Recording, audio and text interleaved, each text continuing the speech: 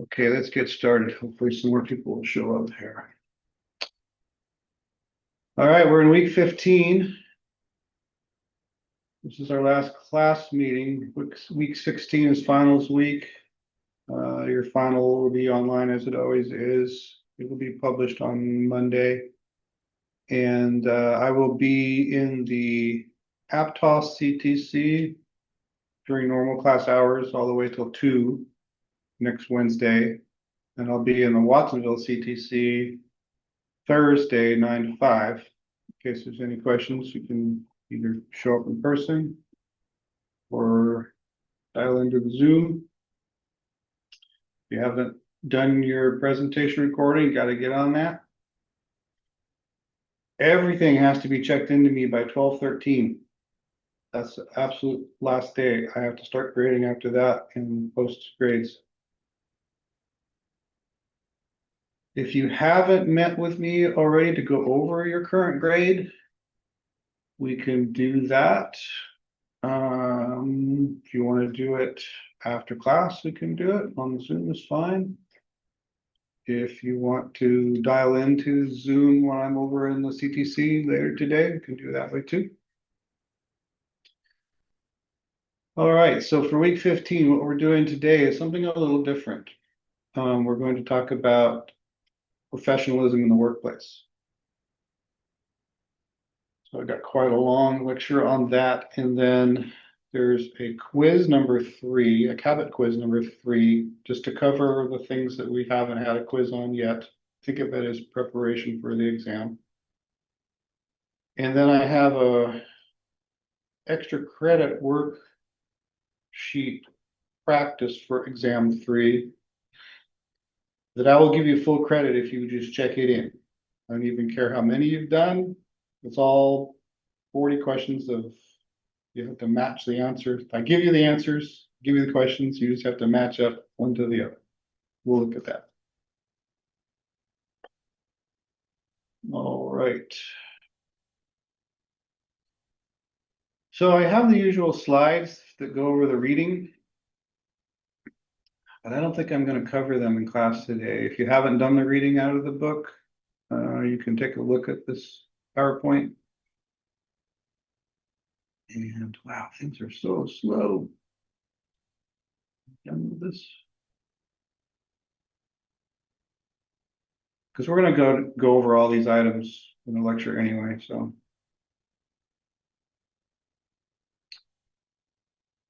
So yes, like I said, today we're going to talk about professionalism in the workplace, which encompasses ethics and etiquette. And why are we talking about ethics and etiquette in a writing class? Well, employers have asked us to teach this, and this seems like the best place for us to put it in. So that's why it's here. Okay, so when we talk about professionalism, we can kind of split the skills required into 2 categories. There's hard skills and soft skills. Hard skills are things like technical knowledge. And in the context of this class, an example would be like using correct spelling and using correct grammar. Whereas soft skills are the more interpersonal or social skills. Again, in the context of this class, that would be more like how to write with a positive tone in the you view. It's not such a technical skill as a social skill. And I don't know why they're called soft skills, because there's nothing soft about them. Both are critical. Here's some examples, hard skills, programming, doing how to work Excel, that kind of stuff. Whereas soft skills are these kinds of things. We're going to go into all of these. So here's some startling statistics. Research from some pretty big guns, Harvard, Carnegie, Stanford, found that 85% of job success comes from those soft skills, while only 15% comes from technical skills. Wow. Okay, I think these numbers are a little skewed because what I think happens is we prepare you really pretty good with the hard skills. but maybe we don't do such a good job with the soft skills. So when you show up to the job, the hard skills are there. Employers don't notice that so much, just a given. But what they do notice is the soft skills are lacking. And I think that's why they think 85% of this job success comes from those skills. And maybe that's really true. Here's some more. Significant majority of employers, 92%, that's practically all of them, agree that soft skills are as important or more important than hard skills. And that's according to a couple of reports. Here's yet another stat. Making hiring decisions. Many employers, 93%, that's almost all, consider soft skills essential for their workforce. Soft skills are frequently the deciding factor in promotions. New hire failure. Within the first 18 months, one of the major reasons for new hire failure is lack of soft skills. A related statistic from LinkedIn, 89% of recruiters say a failed hire is usually due to the lack of soft skills. So I hope I've convinced you that soft skills are pretty darn important. Okay. Good morning. Good morning. Okay, so we talked about professionalism, breaking that down into ethics and etiquette.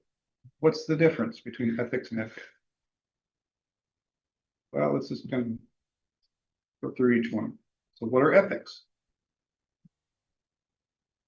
All of these are in the context of the business environment. So business ethics are moral principles, standards that guide behavior in the business world. You apply in areas like corporate governance, like, making sure you have all your forms and regulations met, right? Employee relations, you don't want to get in trouble with HR and that sort of stuff. Customer interactions, when you're dealing with customers that have some ethics. So you might just think they're legal requirements and you have to fill out forms, things like that, but it goes way beyond that. It focuses on what's right, fair, and just. Includes principles like honesty, respect, fairness, and responsibility. Having ethical behavior helps build trust, protect reputation, and contributes to long-term success of organizations. So here's an example. Recently, Volkswagen, I don't know if you remember this, they cheated on their emissions tests, right? They made some phony software and put it in their vehicles so that it would pass the emissions tests. Well, what do you think that did to their business? What do you think that did to their reputation and their trust?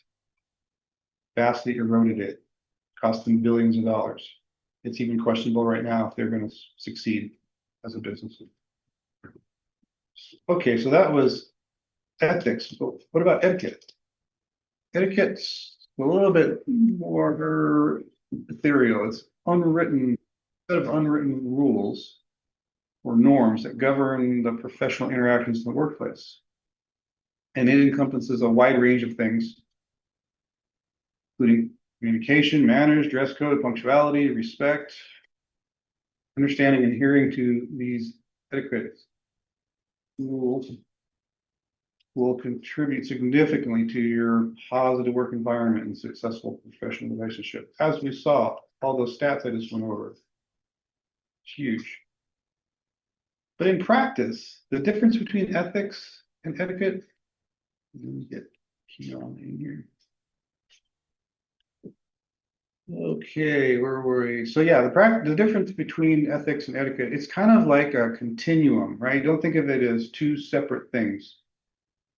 I don't know how good your math skills are, but in calculus, we have distinction between continuous functions and discrete functions, right? Continuous functions are functions of things that don't really have a transition from one phase to another. They continually go up, they go down, whatever.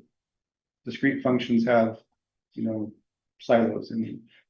So the difference between ethics and etiquette is minimal, and it's more of a smooth continuum. It goes from ethics into etiquette. But in my experience, and maybe this is your experience as well. If a person displays poor etiquette, they also have poor ethics. How a person treats others can be a window into their ethics. So for example, let's say you have a business lunch. You all go out to lunch with your boss. And at this lunch, your boss is treating the wait staff poorly. That's a red flag. There's little doubt that they will be an unethical boss if they do that kind of ethics. Their etiquette is showing their ethics, right? So together, ethics and etiquette, we consider that professionalism. So I feel like I really have to say this. What you see on TikTok, and I'm using TikTok here as just the poster child for all social media. TikTok is not really how people should act. So you watch all these TikTok videos and you see all this horrible behavior. That's because social media, that algorithm is rewarding unethical behavior and bad manners. Why? What's more entertaining? Someone being nice or someone being mean? Just think of social media as kind of a cartoon. It's not real. It's its own reality. It's not the same as your workplace reality. So please don't fall into the trap that thinking what you see on TikTok is okay. That is not okay. That is not how people should behave in the workplace or anywhere. So here's a chart out of our textbook showing 6 dimensions of professional behavior. I really like this chart. So in the inner circle, we have our 6 dimensions. And then for each of the pie slices for that dimension in the outer circle, we have some examples, right? We're going to go through each of these. But this is a good graph for you to study, say, for exam 3. So in the dimension of appearance or appeal, we could talk about dining etiquette, good hygiene, and acceptable business attire. And again, these etiquette rules are hard to know. There probably isn't a handbook or a manual that they're going to give you on your first day at work saying, here's our accepted etiquette. Ethics, yes, we'll get into that in a sec. So how do you know what the correct dining etiquette is? How do you know what acceptable business attire is? Well, what are the other people doing? How do they act at lunch? Do they order drinks, for example, at lunch? Is everybody ordering beer and drinks? Well, if they are, it might be okay for you to. If none of them are, it's not okay for you to. How do you know that first time or the first, second, third time? You don't know. So be conservative, right? Both for attire and these other things, just be conservative, kind of go more than you might expect. And then once you're there for a week or two, you can get more of a pulse on how does this organization deal with these things, right? And then you can adapt and adjust. So let's talk about acceptable business attire for a second. So let me ask you a question. Are shorts acceptable business attire? What do people think? Anybody on Zoom think that shorts are acceptable? For business, no. Oh, it depends. Let's say you work for the post office or FedEx or UPS. Hey, those guys wear shorts all the time and it's part of their uniform even, right? But let's say you worked in a doctor's office. Yeah, not so much. So again, how do you know? Well, you have to see what other people are doing, right? So acceptable business attire really is context sensitive. It depends on what the context is. Some places shorts might be okay, but probably most places it wouldn't be okay. What do you do on your first day? Don't wear shorts, right? See what other people are doing. If you see a lot of people wearing shorts and flip-flops and things, all right, that might be acceptable in this particular business context and you can adapt. The next dimension, tolerance and tact. Oh, my pet peeve, acceptable business attire. Can you wear pajamas to work anywhere? No, pajamas are not acceptable business attire anywhere, even in your home office. And we're going to get into that. That's my pet peeve. All right, the next dimension, tolerance and tact. This would incorporate the ability for you to compromise with others, fair treatment of others, and self-control. So these would be things like cyberbullying and desk rage, where you're upset about something and you're punching at your monitor or things like that. Yeah, that's not professional behavior. Fair treatment of others, you know, stabbing people in the back to get ahead, that sort of thing. Not professional. Ability to compromise. You're working with a team of other people. They're all different. They might have different views than you. You have to be able to compromise. Okay. Next dimension, honesty and ethics. This would incorporate things like truthfulness, respecting others, fair competition, and empathy. So what do we mean by fair competition? Well, maybe an example, counterexample would be best here. So unfair competition would be, oh, well, you know, my cousin is the son of the boss, and I'm going to use that connection to, you know, curry favor with the boss. Or I'm going to bribe this person to do this or whatever, right? The next dimension is reliability and diligence. Remember when we talked about doing your presentation outline, and I said there's really just three things you need to do. You need to say what you're going to do it, and then tell them what you did. And I mentioned that, you know, this is kind of a good guideline for life in general. So yeah, you don't have to tell them what you did maybe, but just say what you're going to do and then do that. It's as simple as that. Of course, the execution of that can be quite difficult, but all you really have to do is tell people what you're going to do and then do that. So that's pretty much honoring commitments and keeping promises. Dependability, showing up on time. If you're not going to be there, letting people know the obvious things, and consistent performance. So I've hired a lot of people, and at this point, there's almost no project that one person does. Almost everything is a group effort with cross disciplines. Like in my world, we have mechanical engineers and software engineers with marketing, sales. They all have to work together. So if you're really good at, say, one little thing, but you're not so good at those other things that we're talking about here with more of the soft skills, that's not going to really end up being a consistent performance, right? So yeah, you're a great coder and you can write all this code, but you don't get along with anybody. Well, in the big picture, that's going to be inconsistent. So as the years went by, back in the early days, you know, we would hire what we call the gray beards. I guess that's what I am now. These old guys, you know, with long gray beards that, you know, lived in a cave or whatever, and they knew their technical stuff, their hard skills really well, but they couldn't get along with people at all. And we would hire those people. But as the years go by and things became more and more cross-functional, I'd much rather have a more well-rounded person that's okay in all their skills than this superstar who's only good at one thing. Collegiality. So I didn't even know what this word meant. I mean, collegial, I knew what that meant. So I had to kind of look it up. So here's the definition. Cooperative relationship among colleagues, support each other's work, contribute to the group's success. Might call it, some people call this esprit de corps.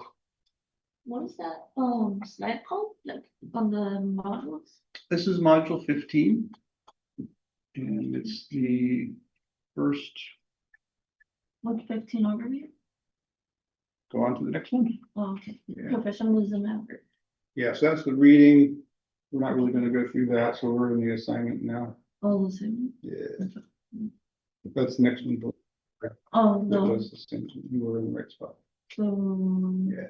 What is that one? Yeah, but it's the next slide deck down. Okay. Yeah. Right there. okay, thank you. Okay, so this esprit de corps kind of thing. That would encompass being helpful, showing up prepared, delivering high quality work. So here's an example that you might be able to relate to. Say you had a group project in school and you had to work with two other people. It always seems inevitable that you say, we're going to meet up and we're going to go over this project, and you meet up and two of the three people show up on time with notes prepared, and there's that always that one person that's late. They show up, they haven't prepared, they got nothing. And throughout this whole project, the three of you are working on, two of you are going to do all the work, and that third person is just going to take the credit. So that may sort of work in an academic setting because it sort of has to, but in a business setting, that's not going to work. Next dimension, courtesy and respect. Promptness. Why would promptness be an attribute of courtesy and respect? Well, that's my time, right? If you're not prompt, that's my time that you're not respecting, right? Giving and accepting criticism graciously. We're having a whole set of slides about that. Apologizing for errors. You messed up, fess up. Sincerity. So all these things you could do. You could do, say, yeah, I'm doing this because I don't want to get in trouble. Or you could be doing it because you really want to be a professional employee. Okay, so you looked at all these slides and you go like, but I work at home, which is the case more and more these days, right? Nothing changes. All the dimensions of the professional behavior still apply, right? If you're not treating your home office as your office with a very short commute, you're doing yourself a great disservice. Say every morning when I get up, I say goodbye to my wife and I walk out the bedroom door and I walk down the hallway into my office. That's my commute. But psychologically, I'm making a divide between home life and work life. Not getting ready for work psychologically sets you up for there is no division. Home life, work life, it's all one big ball, right? And that will tend to make you not appreciate that your time at work is supposed to be a work time, right? Now, working at home has great advantages and flexibility as far as, oh, I can go pick up my kids from school or I can go run this errand. That's great. But when you come back to work and you come back into your office or whatever workspace you have at home set up to do your remote work, you're at work now. Again, should you be wearing your pajamas? Hey, I'm just at home. No, you're at work. Okay. Even if nobody sees you that day, you see yourself in your own mind. So psychologically, you're going to think, oh, I got my pajamas on. I can just go, watch TV and sit on the couch in my Snuggie and, now you're supposed to be at work, right? So do yourself a favor. If you're working at home, make it a work environment. Okay, so I've given this same kind of presentation to a bunch of professional groups the years past, and this is one slide I pulled from those. So we're saying things like we would like you to appear professional. We'd like you to project a professional image. We'd like you to act professional. So those words, appear, image, act, don't those all just mean fake? Are we asking you to fake it or pretend to be something you're not? Well, let's break that argument down into two separate cases. The first case is the error of omission. Well, I didn't tell them everything that I am. Okay. We all perform different roles in different contexts. For example, me, I'm a parent. I'm also a child. I'm a boss, I'm also a worker. I'm a friend, I'm also a mate. I'm all those things. But for each one of those roles, I would choose what part of myself I'm going to promote for that role. Keeping in mind, I'm trying to be professional, right? We don't focus on those traits that are not important to the workplace. We do not promote things like, say, your personal politics. Now, am I telling you you shouldn't have any personal politics? No, not at all. And in certain contexts, hey, if you want to go to a rally and hang out with all your people of like-minded politics, you go, right? But at work, that's not really going to help you out. So all I'm saying is, depending on what context you're in, if you're being a parent, you wouldn't probably bring up certain aspects of your past, say, things like that. So I hope that makes sense to you. So that's the first case, error of omission. Now, what about the error of inclusion? I led them to believe I'm more than I am. Well, like any talent that you want to learn, if you pretend like somebody who already has that talent, that's going to help you establish those habits and those neural pathways, right, that embody those talents. If you want to learn how to be a better golfer, do you visualize yourself being a bad golfer? Do you visualize yourself missing the putt? No, you visualize yourself making the putt. You visualize yourself as a good golfer, and eventually those skills will be embodied, right?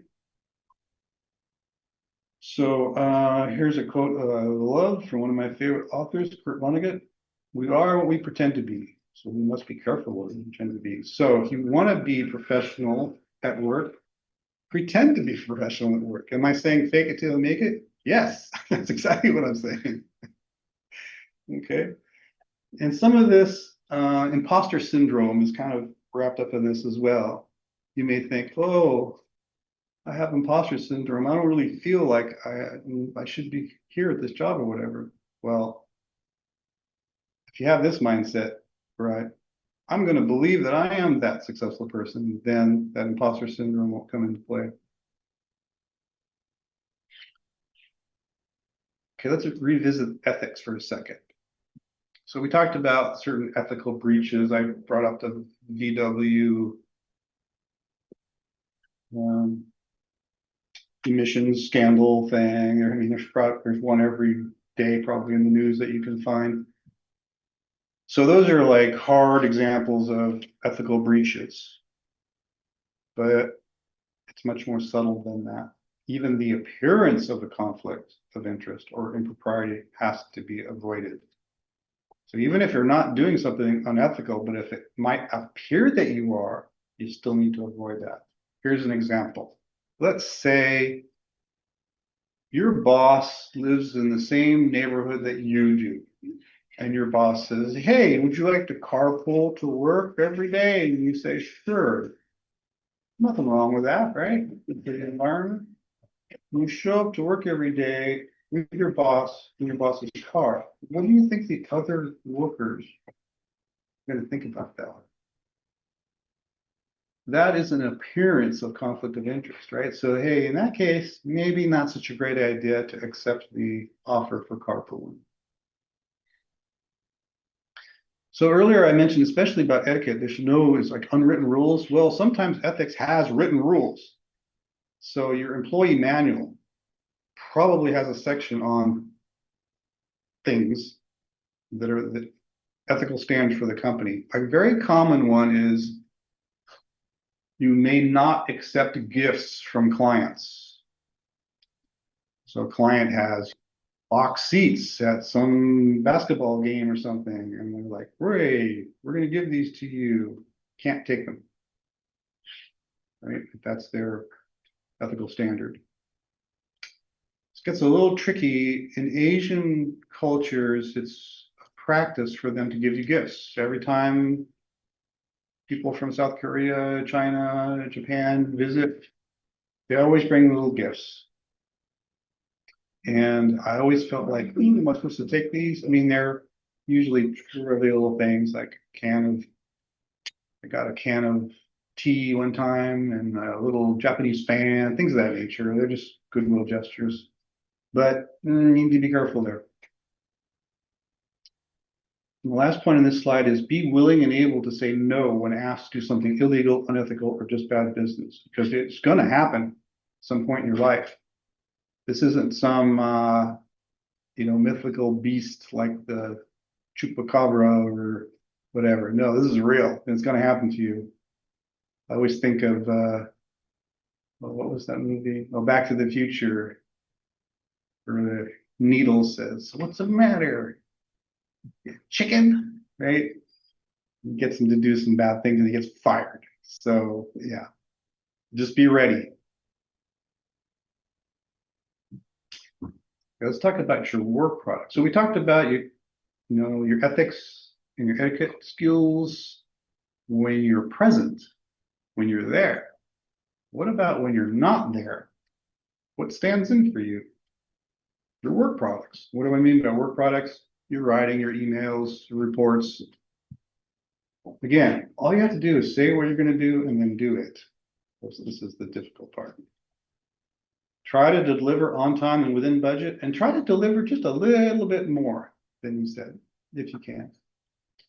Try to make sure they're organized professionally, documented and packaged, and comply with any company standards.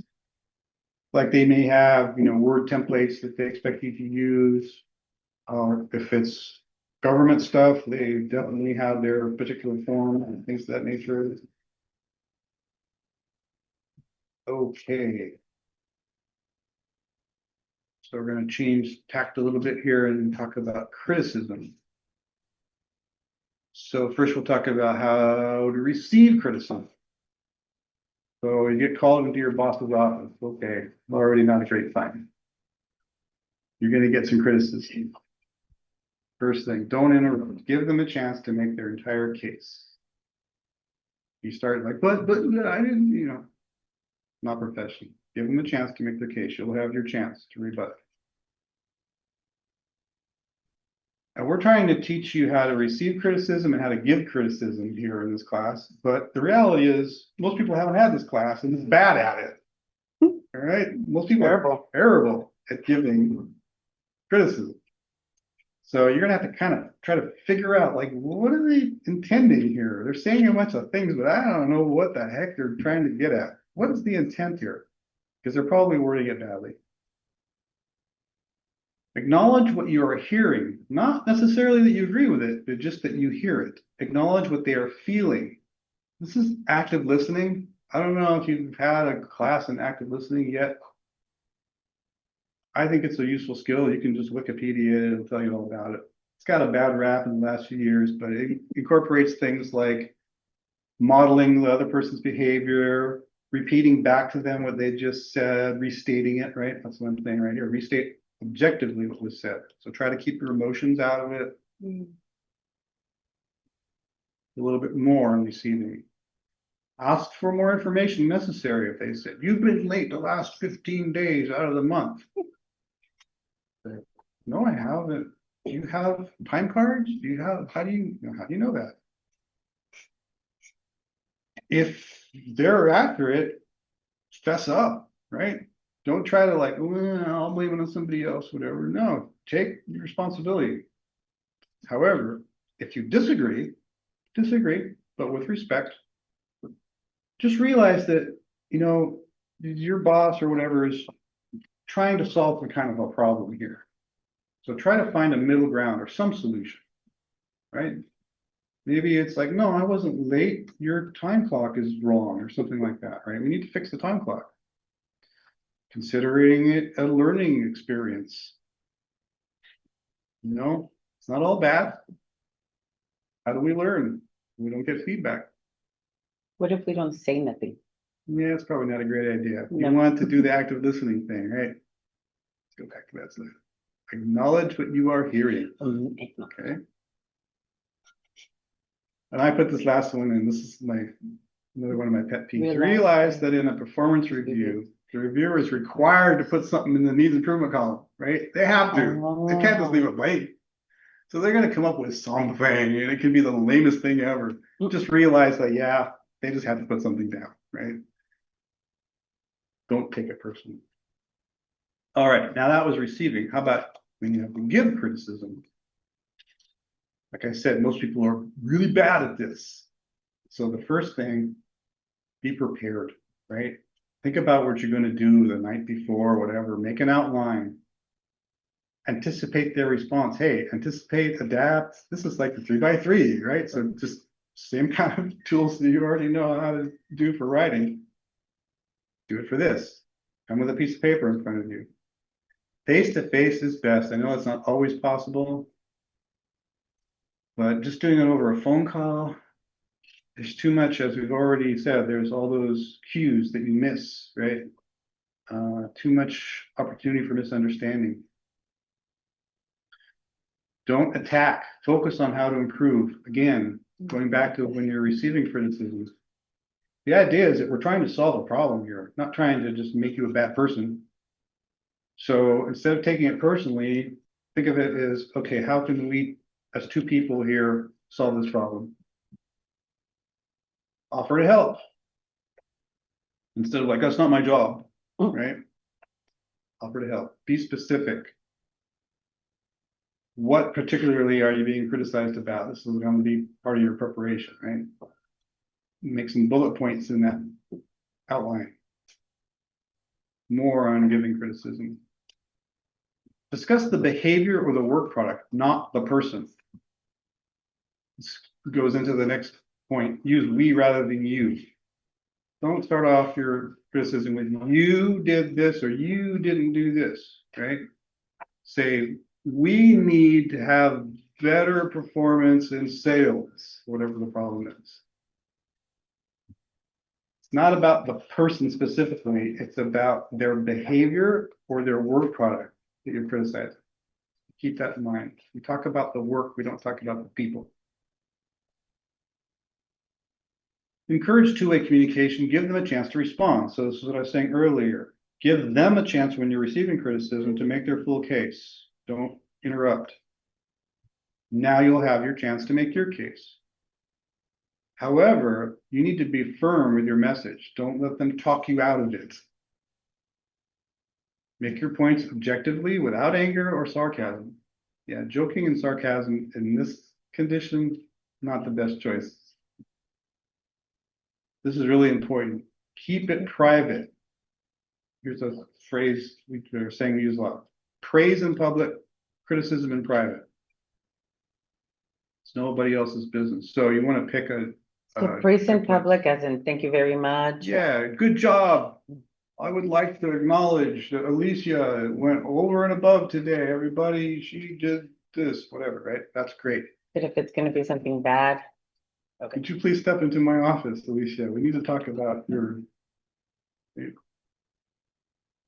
Okay, here's some additional reading. What module is this one? Here's some additional reading about dress codes. So one way to kind of slice it is, again, you don't know. I mean, maybe you know because you know about this company or something before you got hired. Typically, you don't really know what their dress code is. So you're going to show up on the first day being over conservatively dressed, just in case, right? And then once you've been working for a week or so, now you look around and you get a feel for what the dress code is for this place and you can adapt, right? But it's useful to kind of slice it into categories. So we have business formal. This would be, you know, ties, shirts, business suits, lawyer's office, that kind of thing. Not tennis shoes. Not tennis shoes. No casual footwear. Again, I'm not saying that that's not something that might be allowed in your work environment. We're just talking about different dress code standards right now. So this is the formal ones. This would be like the topmost, like super conservative, right? Not so common anymore, right? I keep trying to think of like, where would be a business where you'd have to do this? Lawyer, Law firm. law firm. I can't really think of anything else. Not here because there's a bunch of students and student workers. Yeah, I mean, even in the county, right? We're near the ocean. But that's Santa, Yeah, I mean, one of the things in here is no flip-flops. Like, really? Well, that gets rid of like 90% of everybody in this town, right. including myself.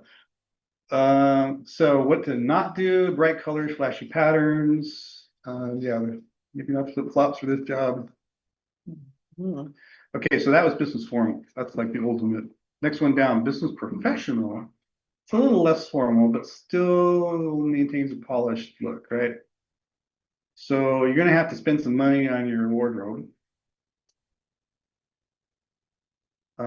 Closed-toe dress shoes, no jeans, no casual pants. This would be a context where, yeah, no shorts, no sneakers or sandals. There it is right there, black and white. Yeah. Steer clear of overly revealing clothing. Okay, then the next one down, business casual. My experience, this is 90% of jobs, right? More flexibility, but still maintaining professional appearance. So you can wear khaki pants or dress pants, no tie. You can have loafers or dress shoes, but let's not push the envelope. No t-shirts or tank tops. They still say no flip-flops or athletic shoes. And the dress closing thing, the holes in the knees and all that kind of stuff, probably not a good choice here. For the shoes, it could be dangerous too, depending, you can smash your toes up. Oh, I got a story.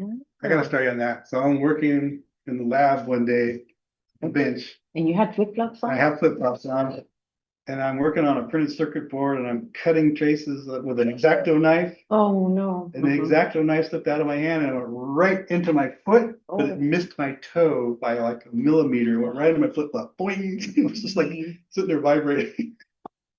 And you're going, wow, Maybe flip-flop's not the good choice here. my goodness. Yeah, and if you're working in a warehouse or something and everybody else, you look around, they're all wearing the steel-toed boots. Yeah, maybe flip-flop's not a good idea in that case, right?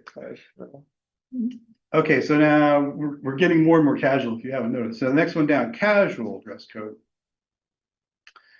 I'd say most jobs are not this casual, but hey, I don't know. Your experience may differ. So you still want to wear clean, well-maintained clothing. And you still want to wear, probably like collared shirts, button-up blouses, things like that. Still no overly revealing, tight-fitting, no offensive messages. That's another thing on t-shirts. You don't want to wear a t-shirt that's got some message on it that might be offensive to somebody in these days. That could be practically anything. No work today. Yeah. Steer clear of excessively worn or damaged items. Okay, so that's kind of the different categories of dress, right? Formal, professional, business casual, casual. I don't know if I need to go through all these, the do's and the don'ts, but the one I really want to focus on, I don't know where it is, no pajamas. Only on pajama day. Only on pajama day, or if you work for a pajama company or something. Okay. When I was putting this presentation together, I'm like, oh, let me get some good like horror stories about people wearing pajamas to work. So I Googled pajamas at work. I get some things, but up comes Vogue. Huh? Vogue says, oh yeah, it's perfectly fine to wear pajamas at work as long as they're nice pajamas. And I'm like, no, Vogue, no, it isn't. Never. It looks weird. Okay. Oh, here we go. Most places prohibit athletic wear, beach wear, like don't wear your bikini to work unless you're a bikini model, maybe, or sweatpants, pajamas. Okay. I think we've, You know what was annoying? Being at the courthouse and what people wear, I was just Oh. like, oh my God. in the same way, being on an airplane, Ah, like seriously, you're wearing that? yeah, no, that too. That's Oy. another. Okay. Oh, I need to turn on audio. Share computer sound.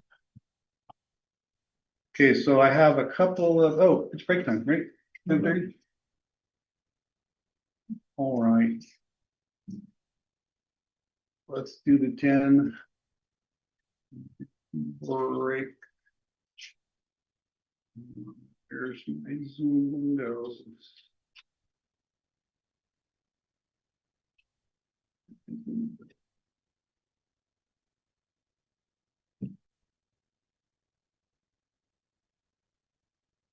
minutes.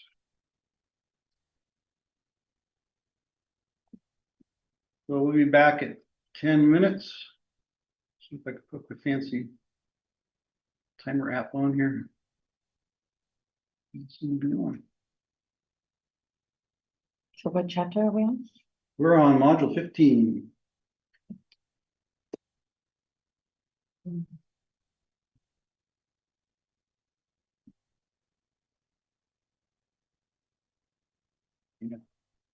Right.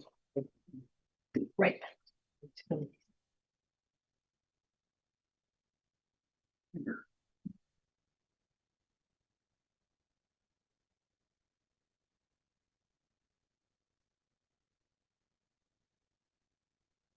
Make it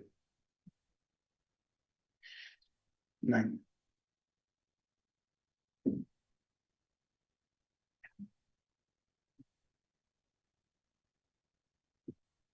I have a question. Yeah. So you know how last week or the week before you told me about the assignment of the video we're supposed to report? And I mean, can you tell me like which assignments? Because I know, I'm pretty sure you posted like assignments where you start talking about it. Yeah. So can you point them out to me? Like, Yeah, which ones are the important ones I Let's need go to into do? modules and go into module 14. Yes, 14. I could probably get it done today, that's fine. That would be awesome. Yeah. Yeah, I mean, if you want to come to the lab, or there's actually a station back there with camera and stuff. Oh, really? That you can. Well, I went with some Granny Rob. He knows a lot about computers, so I Great. know. Great. So if you go into this discussion presentations.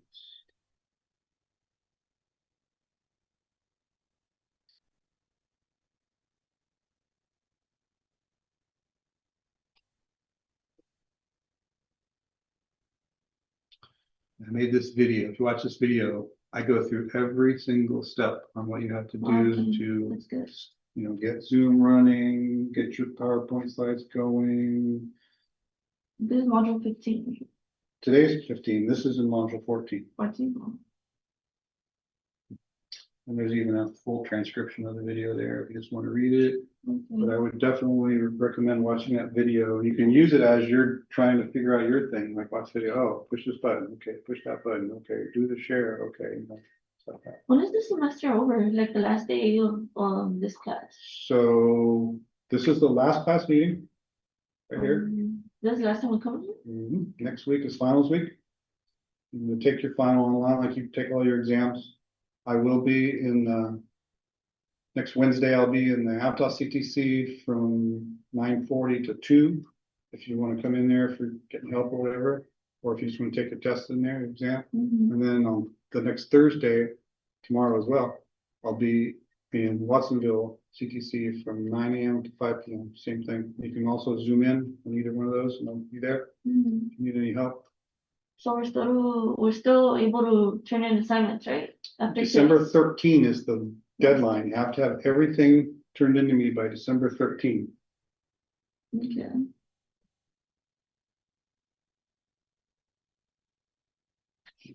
Yeah, get those presentations in because part of your assignments are to write a informational report on 2 of those.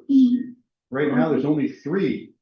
My presentation, Alfonso and Kiana are the only ones that have posted as of this moment. So we need more there so you can pick 2 from a wider Okay. pool.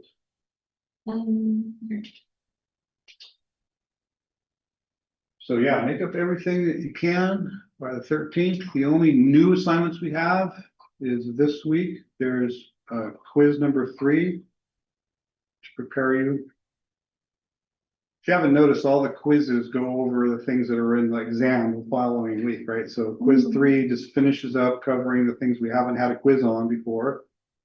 And then there's a study guide, but it's extra credit. However, if you just check it in, even if you just have one thing done in there, I'll give you full credit. Just check it in, right? And it's super simple. You don't have to do any editing or corrections. It's 40 questions, 40 answers. All you got to do is match the answer to the question.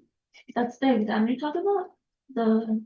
That is the extra credit exam prep for this module. On 15, right? It's like a little quick question. I saw that.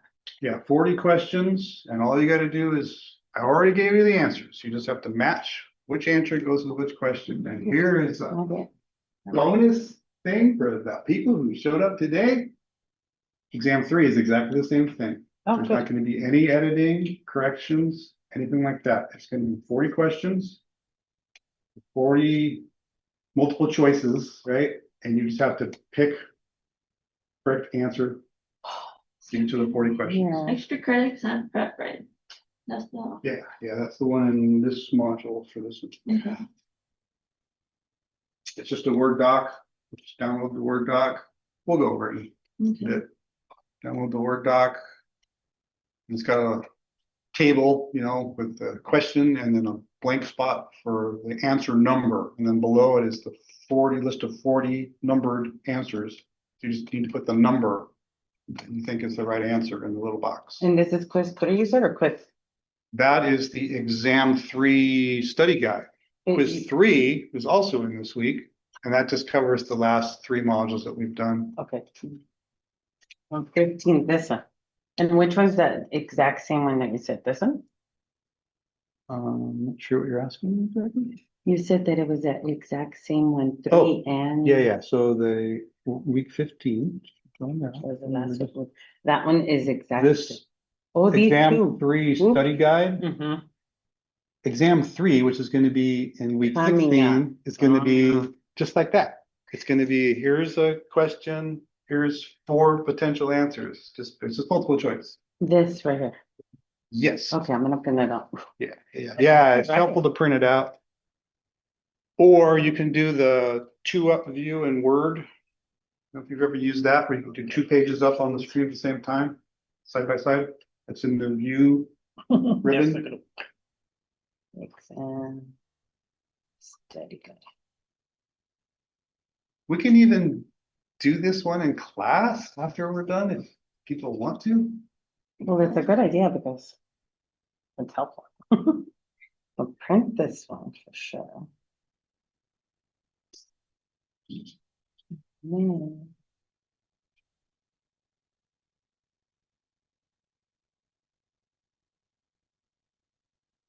Yes.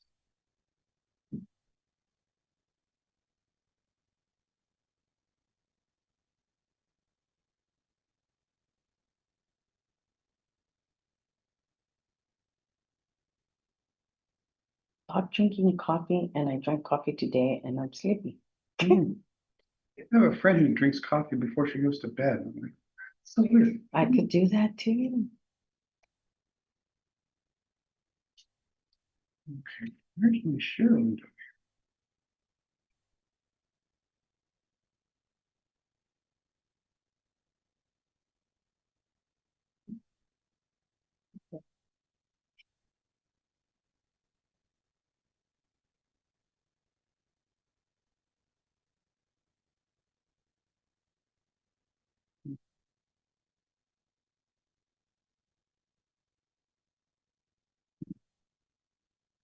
That kind of know if I'm hearing that outside or in my ear.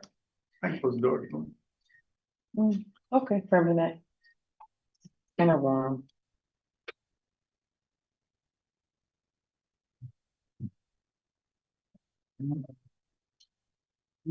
I got much.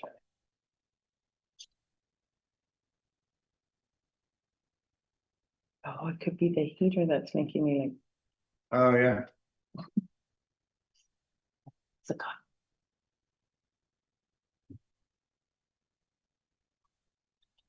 I saw this in the video.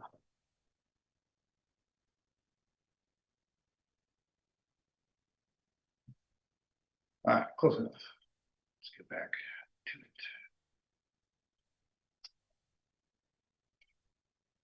Okay.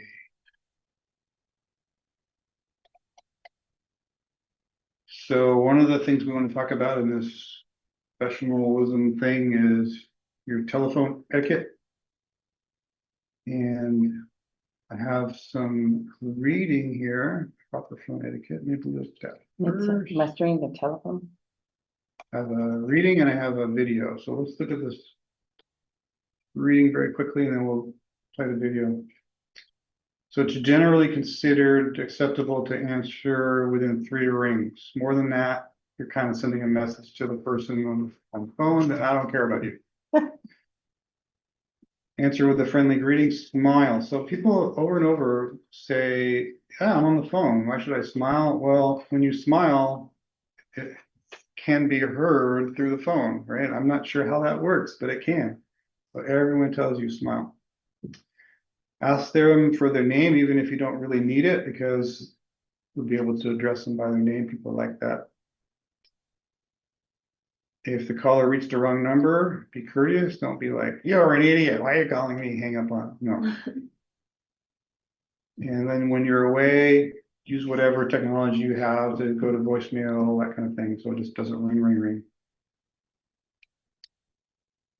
When you make a call, identify yourself. Like, I'm Dwayne Strong, instructor at Cabrillo College. Always know and state the purpose of your communication. Can't tell you how many times people have called me and I'm like, yeah, and they're like, I forgot why I called you. If you tell the person you're going to call them at a certain time, tell them what you're going to do and do it. Okay, here's a little mnemonic device to remember how to handle a rude caller. Learn. Listen actively. Remember we talked about active listening? Empathize with their problem. So you don't have to agree with them necessarily, but you need to empathize with them. They have a problem. They're probably upset. You have to kind of see it from their shoes. Yeah. Apologize for whatever the disruption, delay, or whatever. And then respond with something, right? I'll get back to you if necessary. We'll give you a refund, whatever it is.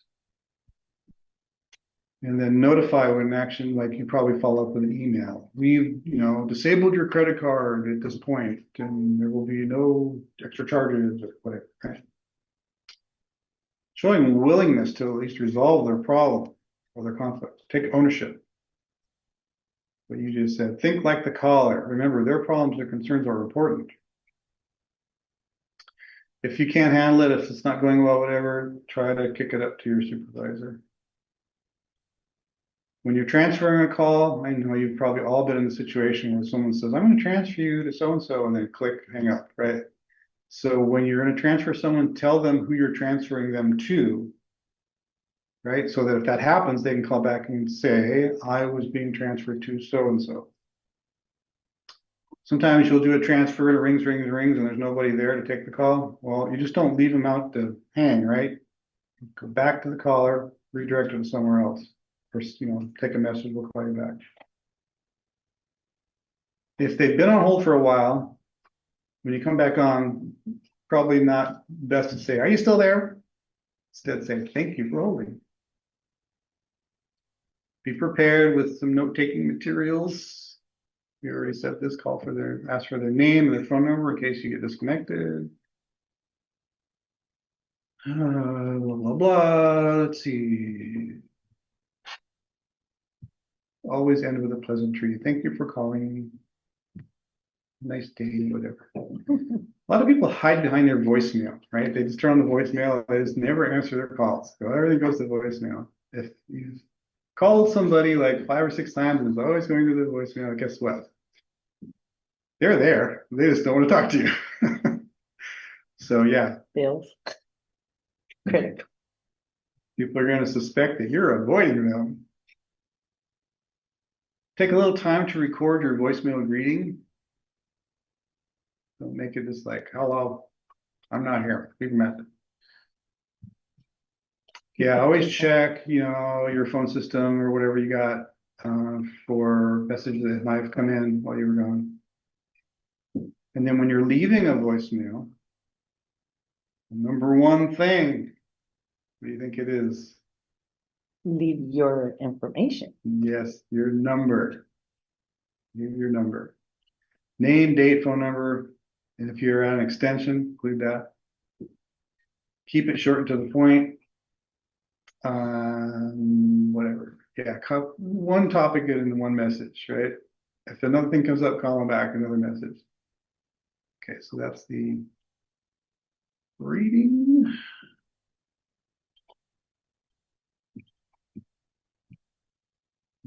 Yeah, this video, I thought it had some good things. It's only 4 minutes, so let's take a look at this video. Ooh.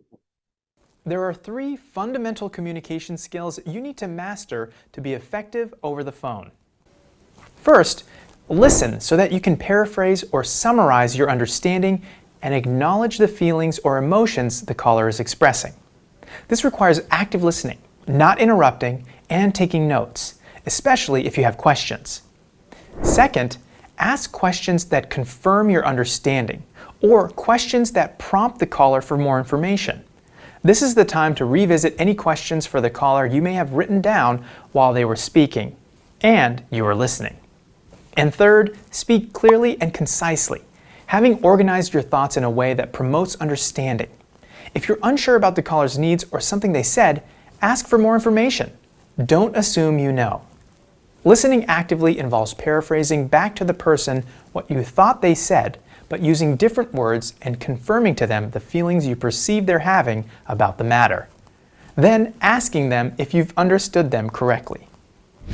To do this effectively, you need to listen for understanding by focusing on how they're expressing themselves through word choice and tone of voice.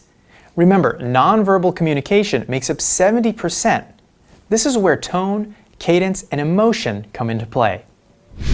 When you're on the phone, you don't have body language, so you need to rely on tone of voice. Therefore, you need to tune in on how they're expressing themselves through tone and word choice, because this reveals their emotions. Notice what they're not saying as much as what they are saying. Remain as objective as possible by staying focused on the issue and the immediate facts available for consideration. Keeping emotions out of the conversation will allow you to remain objective. Remember, it's not about you. Always paraphrase back by summarizing, in your own words, what you understood the person said. You can also reflect emotions they may be feeling by saying something like, "I'm sorry, Miss Jones, you seem really frustrated about this experience." Questions draw out vital information, but they need to be used in a balanced way, so it doesn't come across as an interrogation, but rather to inform and promote progress. Direct questions require only a yes or no answer. These are close-ended questions and are used to seek confirmation and specific information.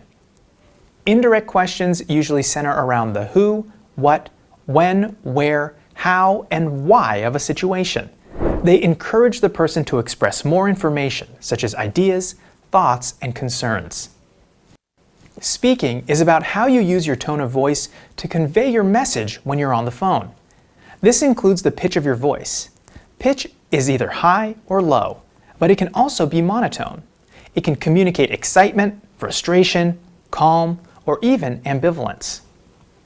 The rate at which you speak is about the speed or pulse of your speech. Cultural differences can influence this. In terms of rate, it's best to maintain a moderate speed. Speaking too fast may turn off callers because they can't keep up with you. Speaking too slowly can cause them to tune out and miss part of the message.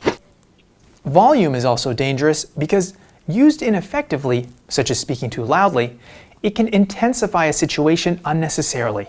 No one wants to feel like they're being yelled at, and no one wants to strain to hear the other person either. If you're unsure, ask the other person if they can hear you okay. The level of inflection or emphasis you place on certain words helps to hold your listener captive because it provides a variation in your speech that keeps them engaged. Your ability to enunciate words for clarity of speech ensures that what you're communicating is understood and received as intended. For example, words like color and caller must be clearly enunciated over the telephone because they're hard to decipher. Lastly, while word choice plays a much smaller role than tone of voice in telephone communication, it still has an impact. Practice organizing your thoughts into topics or categories and use words that are concise and constructive. Here's a tip you can put into practice right away. Speaking certain phrases aloud to a trusted colleague or friend will help you fine-tune your speaking skills. Okay, I have one more video. This one's a little bit longer, and this is about how to run meetings. I will mention that I think it's this number one topic when we get into this. Is it even necessary? More people are dispersed, working remotely. The more software tools we have, like all those instant messaging platforms we talked about, those can take the place of meetings nowadays. Meetings are expensive. If you think about you're at a table and there's 10 people there, that's 10 salaries per hour this meeting is burning up, right? So maybe you don't even need a meeting. A lot of times people just do meetings because meetings are easier than working, right? But let's just see what this guy has to say. He's got some good points. It's a bit of a long one, but I think it's worth watching.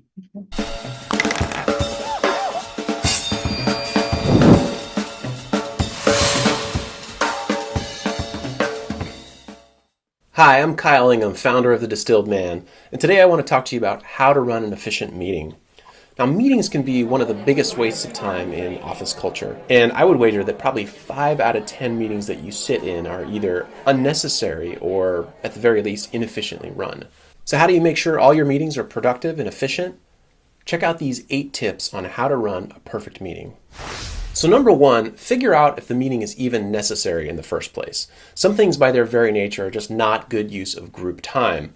So if you're trying to get feedback on an extensive document, for instance, something like that might be better handled offline. The idea that you're going to be able to get meaningful review and comments during the meeting from, 5 or more people is pretty ridiculous.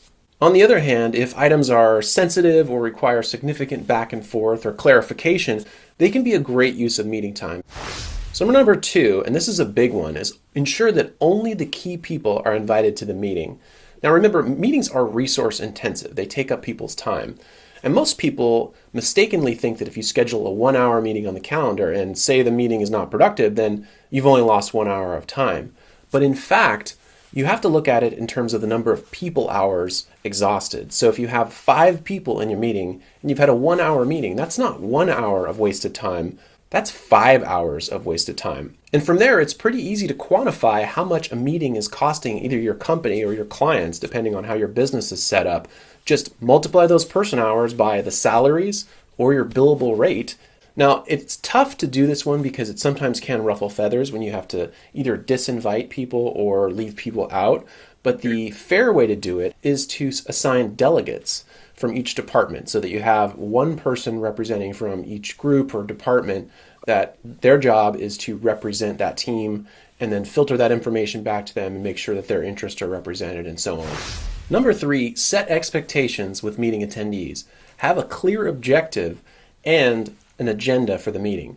You really need to think about what the meeting purpose is. Do you want to decide something? Do you want to gain buy-off on something? Do you want to get input on something? You need to have a clear idea of what the objective of the meeting is. And more importantly, you need to actually communicate that to the people who are in the meeting so that when they get there, or even before, ideally, they know why they're there. Now, for shorter meetings of 30 minutes or maybe even an hour, a written agenda isn't necessary in the meeting for everyone. But beyond an hour, you absolutely need not only a written agenda that's sent out ahead of time, but one that's actually in front of the participants during the meeting. And on that note, don't be beholden to typical meeting times of 30 minutes or an hour just because that's what your calendar tool automatically sets. You may need a face-to-face meeting, but it doesn't mean that you need a full 30 minutes. Maybe a 15-minute touch base where you just quickly get in a room, look each other in the eyes, and decide something. So number 4, and this is a tip that I really appreciate, is that the meeting actually starts when the invite is sent out, not when the physical meeting starts. So there's a real opportunity to help make a meeting way more productive if you learn appropriate ways to engage your invitees even before the meeting happens. So for example, let's say that you have something that you want to get people's feedback on. Say you have a 25-page slide deck that you want to walk people through. Now, do you think you're going to be more successful in getting feedback if you schedule a 30-minute meeting and just walk through it and give people 5 minutes to comment?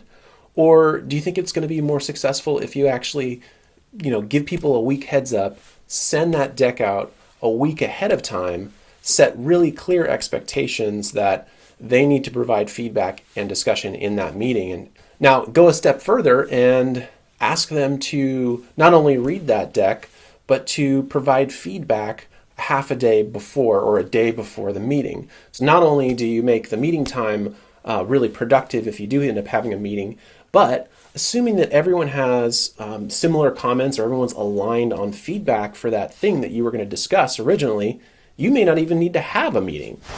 So number 5, and this is closely related to the point we just talked about, you may want to consider pre-wiring meetings that involve important or particularly sensitive topics. And I wanted to thank Bruce over at projectmanagementhacks.com for introducing me to this term. I'd done this before, but I never really knew the word for it.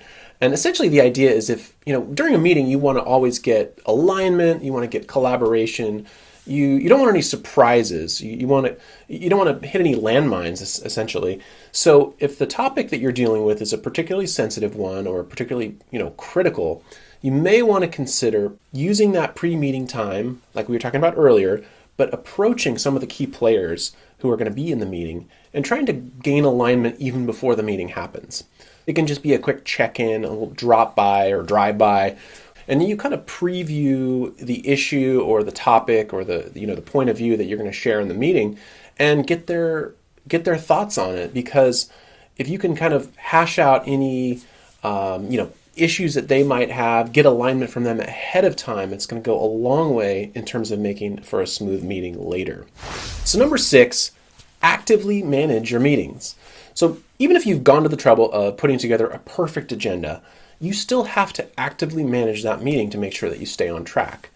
Now, of course, if real magic is happening and there's some great ideas and great synergy that's happening in the meeting at the time, you don't want to snuff that out necessarily. But a lot of times, and I'm sure you're familiar with this, people will bring up tangential ideas that, sure, it's a great idea, but it's kind of off topic and off agenda. So the trick for that is actually using the parking lot method, where you can just use, a corner of the whiteboard, or if you have one of those flip chart sheet things, just capture that in a parking lot and get them to focus again on the agenda. So your job as meeting facilitator is to not only make sure that you stay on topic and stay on track, but make sure that you're, getting equal representation from the attendees in the room. And that means that you do have to interrupt sometime, but you can do that delicately though. So for instance, you could say something like, listen, Bill, you made some really, really good points here. I actually want to hear what Jane has to say about this as well, and then we can maybe come back to some of your ideas at the end, okay? So number 7, and this is absolutely critical, is agree on the next steps that need to be taken during the meeting and then document them. So as meeting organizer, you need to be the one to say, okay guys, so I just want to make sure that I'm clear. Bill is going to follow up on this, right? Right, Bill? And then following the meeting, what you want to do is actually send out a quick meeting summary and documenting those next steps and who's responsible. It really goes a long way in making that meeting time really actionable and productive. Now, the final point, tip 8, and this is a pretty advanced tip. Bring donuts. So I used to bring donuts to meetings all the time, and actually there was one client that I did it with in particular. It was so consistent that it started being this running joke with them that the marketing director would say, oh, I see Kyle, and I start salivating. And so I would always bring this pink box of donuts, and it was kind of like bringing a gift each time. And it was always exciting because they knew they were going to get their sugar rush when I came. So we always had a good laugh, and then it was just kind of a nice way to start each meeting with a smile. And with your internal team, yeah, sure, you could look at it as bribing them with sugar, but I'm telling you, it's amazing what people will do for donuts. So remember, not every topic is worthy of a meeting, but if you do need a meeting, it's critical that you follow these tips to make sure that all of your meetings are as efficient and productive as possible. And if there's other tips and tactics you've used to make meetings more productive, let me know in the comments. Well, I hope you found this helpful. If you like this video, please hit like below and make sure to subscribe to my YouTube channel if you want to see more videos like this. And finally, you can download a copy of my free PDF guide, 48-Hour. I don't think we need to listen to that. Who is he? I don't know. He was good. Yeah, he was good. I thought he was good. Yes. I did want to follow up on a couple of things that he said though. So I'm really feeling like a donut right now. One thing. We used to host, I was on the board for IEEE Consultants Network in Silicon Valley, and we had meetings every month with a topic speaker. Pizza. Still there. Pizza was key to getting people to come to the meeting.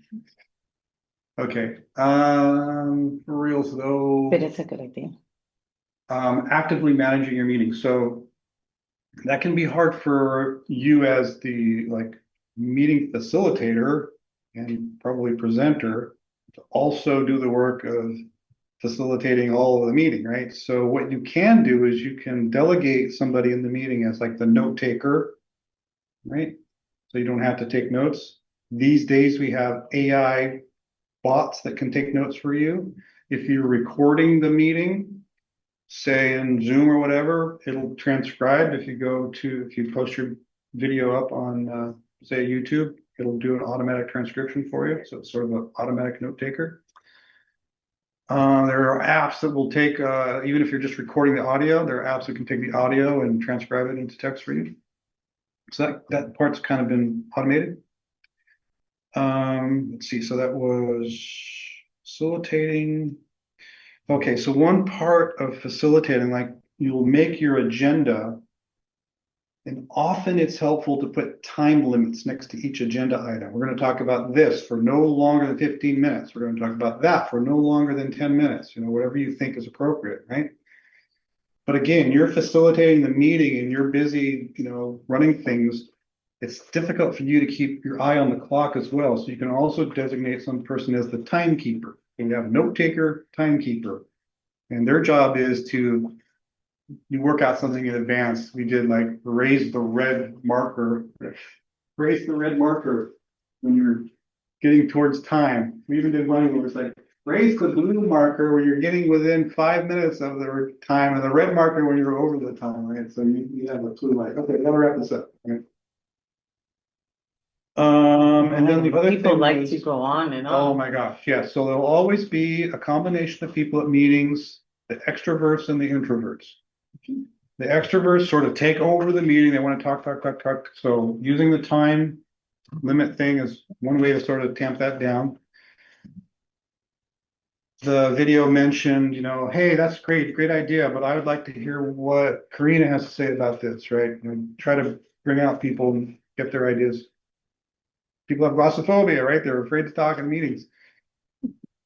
And there was the one last thing I wanted to mention. Oh, action items. So he mentioned at the end, at the end of the meeting, anything that were tangential topics that came up, you want to say, hey, great idea. You can say, great idea. Let's put that on the agenda for the next meeting, right? And your note taker will say, yeah, next meeting, or things you didn't get to in this agenda. We're going to have to push those forward into the next meeting because we're out of time, right? But when you get to the end of your meeting, if you don't have any, what I think everyone in my world calls action items, you kind of failed, right? I mean, some meetings are just intended to get ideas, feedback, whatever. But even for those, you want to end up with like, okay, this is what we're going to do about this stuff. Action item. Who is responsible for this action item? So at the end of the meeting, you want to say, okay, we have, we're going to have Joe who's going to go off and do some research on topic XYZ, right? Jane is going to talk to her cohort that knows about this thing or whatever. You're going to come up with some bullet items, which are action items. Relay that in the meeting. And then also, like you said, follow it up with an email back to the group. These are the action items, right? And then if it's a recurring meeting, what you do is those action items become the first topics you talk about in the next meeting. Did you talk to that person? Did you follow up on that, right? And then you record that in the meeting. Any questions on that stuff? I just want to reiterate that as technology gets better and better, we have fewer and fewer need for meetings. Yeah. Yeah, and he was kind of talking about that, like have everything pre-done. Yeah, right. So even that. I remember this one phone meeting. Got on. Okay. Who called this meeting? Nobody knew. What's this meeting about? Nobody knew. Wow. It's like, I couldn't believe it. That's weird. Okay, so we were talking in the break about this exam number 3 study guide. Just gonna go and download it. Open it.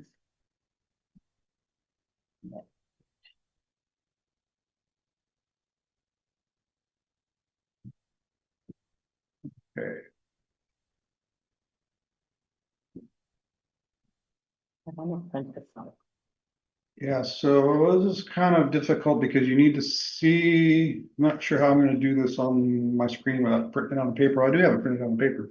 Oh, you For did? you, because you want to be able to see the answers, so here's 40 answers down here, numbered, right? And here are the questions. So what you do is you look at the question and you decide which number answer is the correct answer for that. And you just put the number in this little box right here, okay? So I'm going to ask the group, is this something we feel like we want to do in class? And you said put them side to side so we can see. Yes. Yes. Let's do it in class. Okay. But where is it? And unfortunately, the only way I can do this side by side is the two, by the way, if you want to know how to do this, it's under the view ribbon, multiple pages, right? You can do a 2-up thing, but it just does the first and second page. So I still have to scroll down to see all the answers here. But we'll do the best we can. I don't have the answers. Can I have it printed out? So let's download it like you said. Yeah, you want to download it, open it in Word. And we'll be done, right? I don't have to worry about having it on my drive.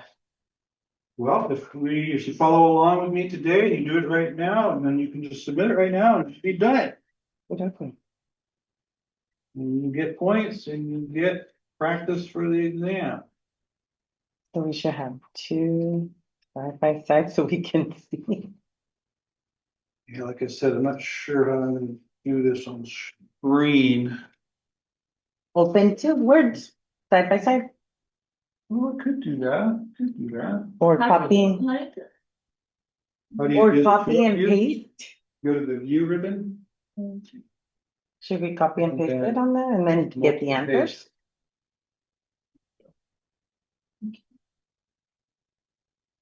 You know what's gonna happen if I try to open this again? I think Word's gonna say, you already have that document open.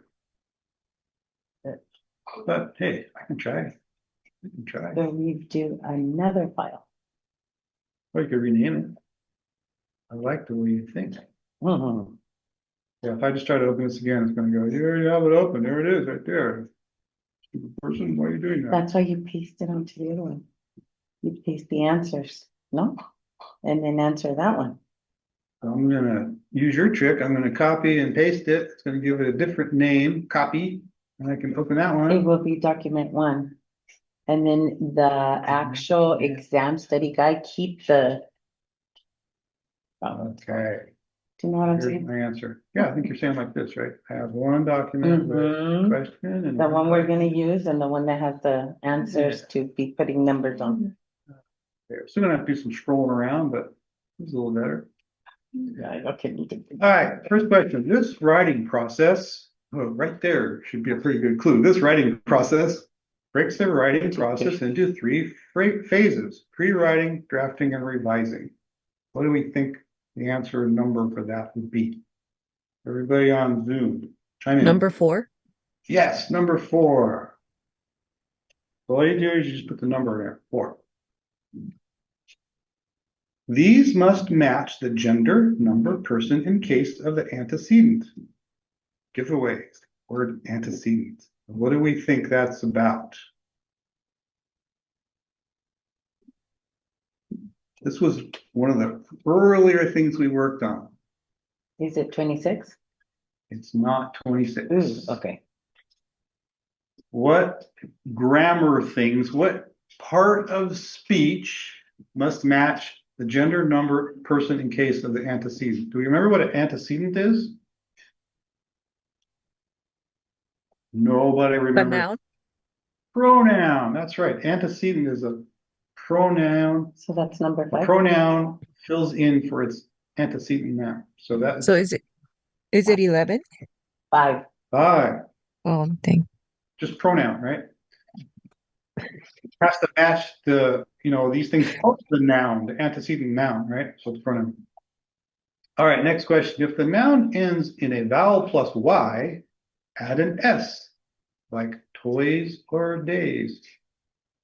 All right, Chelsea, this is where you come in. Plural. Plural noun. That is 11. Okay, we use these in dates, addresses, geographical names, degrees, long numbers. For example, the meeting is Tuesday, July 3 in Dallas, Texas. What are we using here? Commas. That's number 20, right? Are these going to be more than one same answer, or they're all in one? Okay, so we could delete one-to-one correspondence, as we say in mathematics. All right, skilled communicators naturally develop this view by emphasizing second person pronouns like you and your instead of first person pronouns like I, we, us, or our. 21. You. Yes, 21, the you view. This is easy, isn't it? Yes, thank you. This type of language, we replace fireman with firefighter. That's the one I said 28. I think you meant 26. Oh, Okay, bias oh relay. yeah, 26. Sorry. You my did say little- 26 before. It threw me off. Everybody got that one, right? Fireman, we don't like man. That's sexist.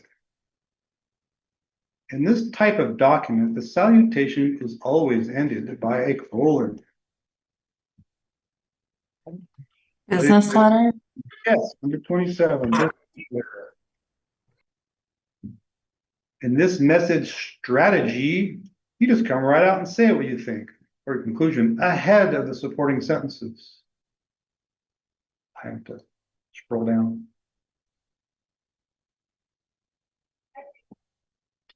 Okay, remember we have two different kinds of message strategies. You have the direct Message. message. 38. Nice. This could be masculine, feminine, neutral, or inanimate. Do you remember what those things are about? 28. 28, that is correct. I won't say. Noun, gender. In this type of sentence, there are two independent clauses.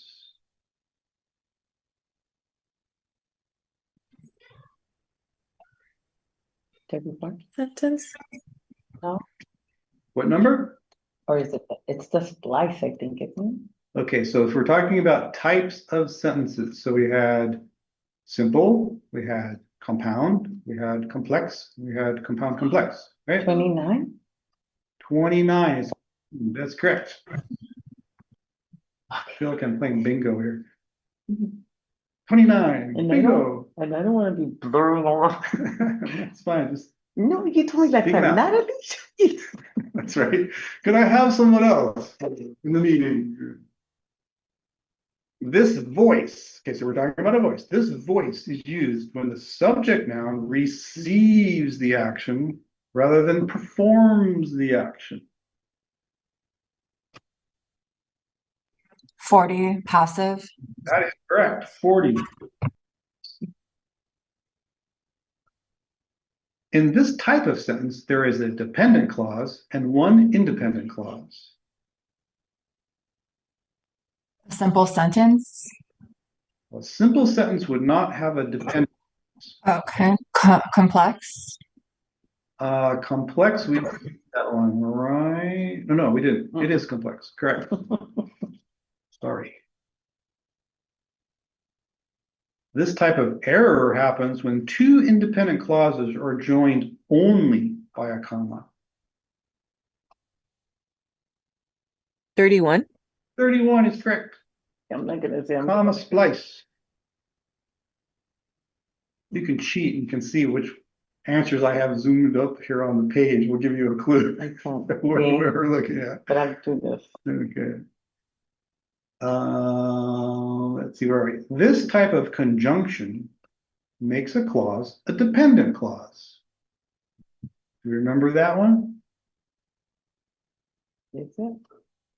If you want to make a clause into a dependent clause, you can usually lead with this type of conjunction, like because is a good example of one of these. Nobody remembers? 25. Subjugating conjunction. I can speak. 25. You can use these types of words and expressions rather than general words to achieve emphasis.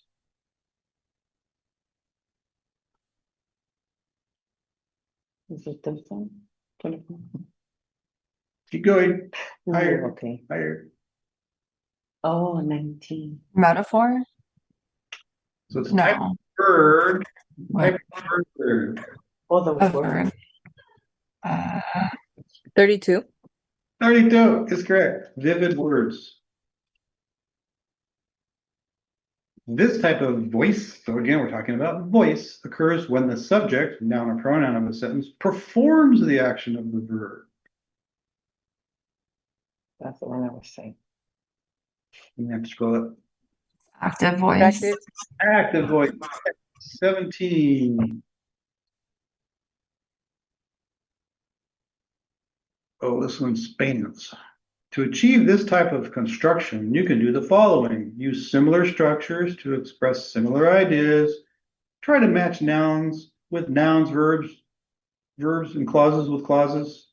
Avoid mixing active voice verbs with passive voice verbs. 17 was to achieve this type of construction and do the following. 17 was the one above that. This type of voice occurs. 17 was the active voice, right? Oh, okay. So now 33. what number? 33. 33 is correct. 33 is parallel. Are we gonna put it on both sections? No, One section? well, it doesn't matter. It's just it's spanning the page break. I probably should have put a page break in Did there. it click on the Second page. yeah. Oh, No, it that's does, how you, but that's also- how you do it. Okay, so you have to do it on the first one. Also, depending on your zoom factor, it'll be somewhere else. You know about the zoom thing down here? You can zoom it up, zoom it down. Oh, Okay, so what number was that? That was 33, right? Mhm. Parallelism? Mhm. All right, excellent. When a modifier does not come right before the word or phrase that it's modifying, it's called this. Some kind of modifier. 34. Dangling. Yes, 34, dangling modifier.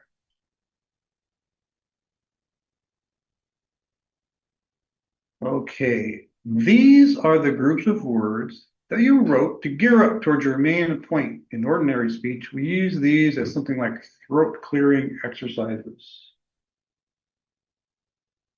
This is kind of a mistake that we don't want you to do.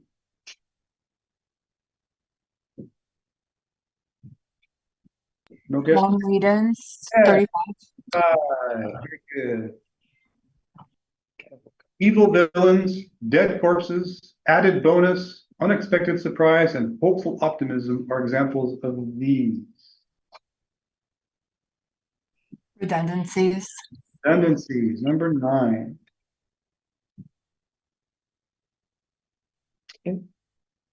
All right. Using conduct a discussion of rather than discuss is an example of this kind of verb. 12? 12. Very yes.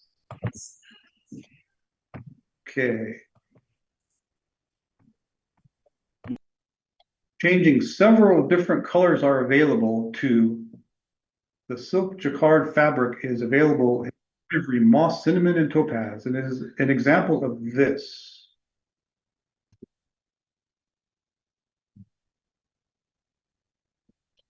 Six? No. No. 36. Precise wording. Um, I don't even know what a jacquard fabric is. What does that mean? Never heard of it either.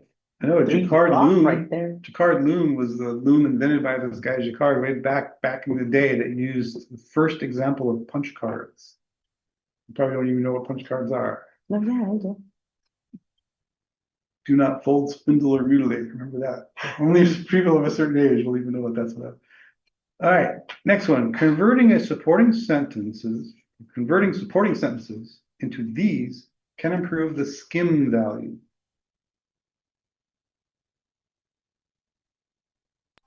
Bullets. Bullets, 15. My desk is a garbage dump is an example of this. 24? Redundancy. No. No. Is your desk really?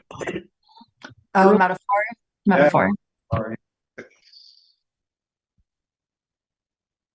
Using the word principle, when it should be principle, is an example of this. Confused words. Right. Very good presentation. 14. 14. This type of email response puts your replies mixed in with the original email contents. Number 1? No, email. It's not instant message.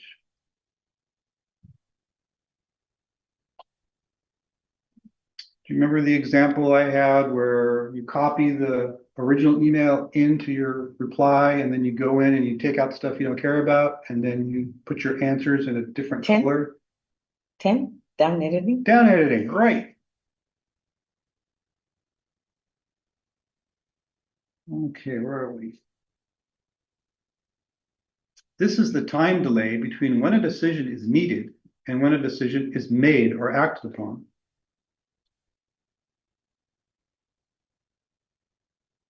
Two hard skills.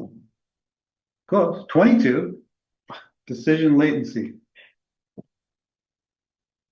We were talking about that when we were talking about instant messaging and how that can be used to shorten the decision latency. Slack, Teams, and Google Chat are examples of these. Number 1. Number 1. We've been waiting for number 1 all this time. Yes. This type of sentence,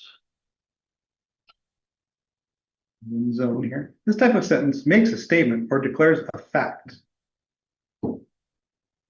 So remember that we talked about the different sentences. There was the declarative, the 19. 19. I kind of gave you the answer, didn't I? Mm. But here's another one. This type of sentence asks a question to seek information for clarification. 39? Or is it? 16. Number Interrogative. Yeah. You're interrogating them. This type of sentence gives a command or makes a request. Exclamatory. Exclamatory is like, oh my, exclamation mark. This is giving you, Oh. Imperative. yes, 30. Sorry. Oh, that's good. Good. Imperative. All right, that was Elise. Elise, now's your chance. This type of sentence expresses strong emotion or excitement.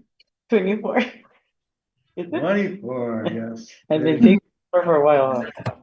Exclamatory. Trip reports, status reports, sales reports, progress reports, and compliance reports are examples of these. 18. 18 is correct. Informational report. It gives you what you need. On the other hand, feasibility studies, justification reports, and market research reports are examples of these. 8. No? Oops. No, it's not epic. I mean, 3 then. 3 is correct. Um, Analytical report. You're doing some analysis. right. Okay, where are we? Friendly tone, first person pronouns, shorter sentences, contractions, active voice, and familiar words are used in this style. 8. No? Or 23. No, not 8, not 23. Ooh, then it's 16. 16. I was way off. What? Informal style. There, I can't see correct. Right. Interpersonal or social skills are considered these types of skills. Okay, we just talked about that today. 13. 13 is correct. Soft skills. On the other hand, technical knowledge is considered this type of skill.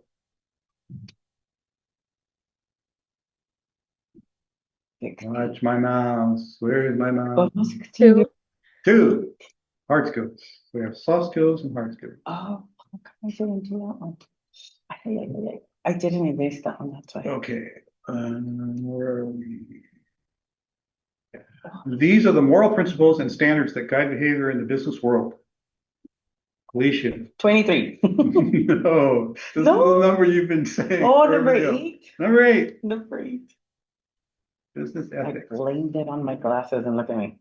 This is a set of unwritten rules or norms that govern the professional interactions in a workplace. 39. It There's only 2.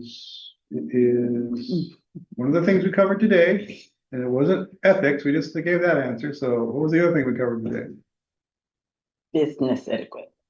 No? Yes. Okay. So 30. 23. Sorry, I didn't have it on. Didn't have it on my. Yeah. Yeah, I did. 23. Where's 23? 23. Business etiquette. 39. 23. And then one at 39 left. You can't just do it by process of elimination. That's sort of cheating. Dependability, honoring commitments, keeping promises, and consistent performance are considered this dimension of professional behavior. Reliability, diligence, 39. Can you scroll up to the first page? Yeah, Please? this one, Yeah, well, I got it.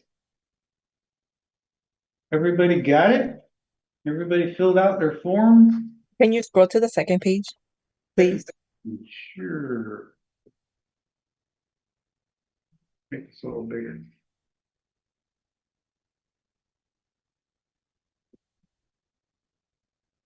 Okay, well, I can do this.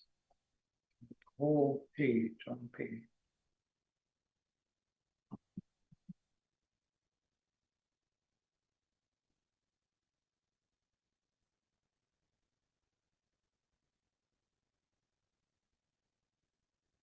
Let me know when everybody's got it, ready to submit. You saved it, I submitted it. you submitted it, awesome. Everybody got their confetti? Yes. The little spaceships. Thanks. Okay, so I can take this down now? Everybody got it? Yeah. And it says, this is not a Marco quiz, it's a sketch of your cat quizzes character. I don't know. Oh. All right, so we did that, we submitted it, we got our confetti. You know what I want to do? Okay. This is our last quiz, quiz number 3. It's just covering the topics that we haven't had a quiz on before. So that's modules 11, 12, 13, and 14. You know the drill. Give yourself plenty of time if you have accommodations with me. It's already been entered for you. You have more time.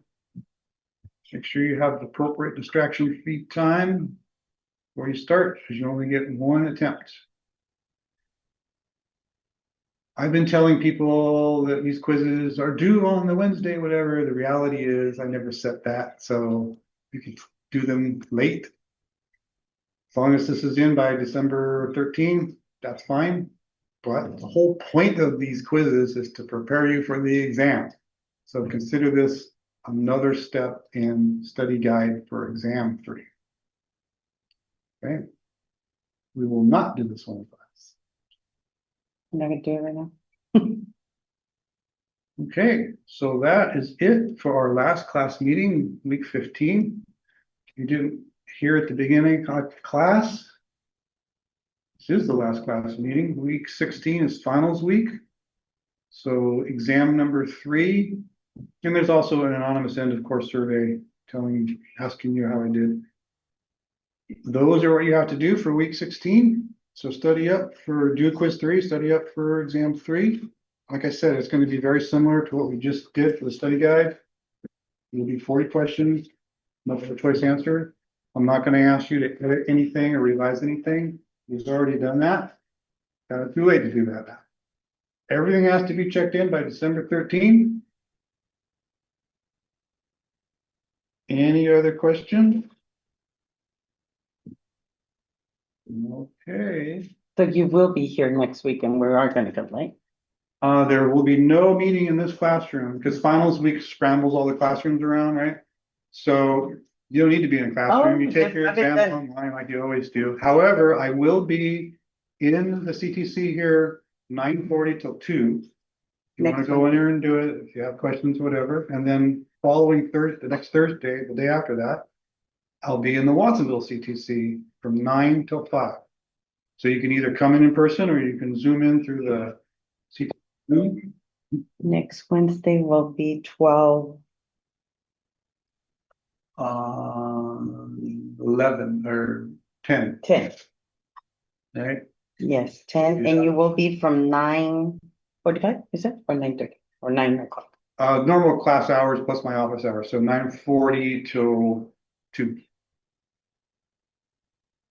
If you haven't done your presentations, get those recorded, get those posted. Yes. If you haven't talked to me about your grade status, we can do that. If you have a minute, we can talk over your current grade status and then we can meet. All right. Otherwise, that's it, folks. Thank you. Bye-bye. Bye. Thank you. Next week. Would you like Wednesday. me to log into my, We can do it on my screen here.